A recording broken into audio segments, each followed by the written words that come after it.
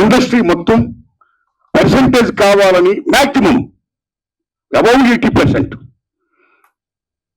అనే ఇష్యూ మీద చర్చలు జరుపుతూ both producer council and film chamber అనేక చర్చలు జరుపుతూ కొనసాగిస్తున్న దశలో ఎప్పుడు చర్చలు ఫలప్రదం అవుతాయా, ఎప్పుడు సినిమా ఇండస్ట్రీలో పర్సెంటేజ్ సిస్టమ్ వస్తుందా అని ఎదురు చూస్తున్న నాలాంటి సగటు నిర్మాతలందరికీ కూడా తీవ్ర విఘాతం జరిగింది. ఈ మధ్య రీసెంట్ గా ఒక విషయం ఏంటంటే, హరిహరి వీరమల్లు అనే సినిమాని ఆపడం కోసమే జూన్ 1 నుంచి బంద్ ప్రకటిస్తున్నారు పర్సెంటేజ్ కానీ ఇవ్వకపోతే అనే మాట రావడం అనేది చాలా దుర్మార్గం.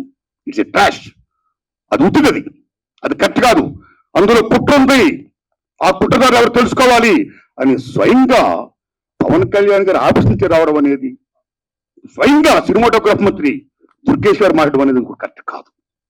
ఎందుకంటే మిత్రులారా, ప్రొడ్యూసర్ కౌన్సిల్ కానీ ఫిల్మ్ ఛాంబర్ కానీ అది సినిమా పరిశ్రమ పాలనా సంస్థలు, ఆ 2 సంస్థలు కూడా బంద్ ప్రకటిస్తాను ఇప్పుడు చెప్పలా.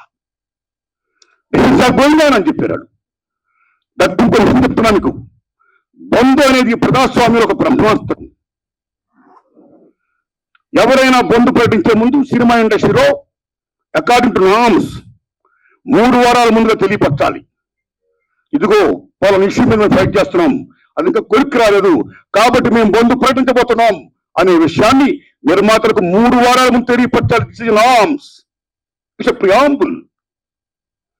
3 వారాల ముందు తెలియపరిస్తే రిలీజ్ డేట్ ఎవరు తెచ్చుకున్నారో, మేము రిలీజ్ డేట్ ఇచ్చుకున్నామండి, ఇంకో 2 వారాలు మేము రిలీజ్ చేస్తున్నామండి అని ప్రిపేర్ అయిన నిర్మాతలను ఇబ్బంది పెట్టకుండా ఉండడం కోసమే 3 వారాల ముందు తెలియపరచాలి according to norms. So June 1 bandh ప్రకటిస్తే, ఒకవేళ జూన్ 12 అంటే 2 వారాలు కూడా కాదు కదా, ఏ రకంగా మీకు హరిహర వీరమల్లుకి అది వర్తింపు చేస్తుందండి?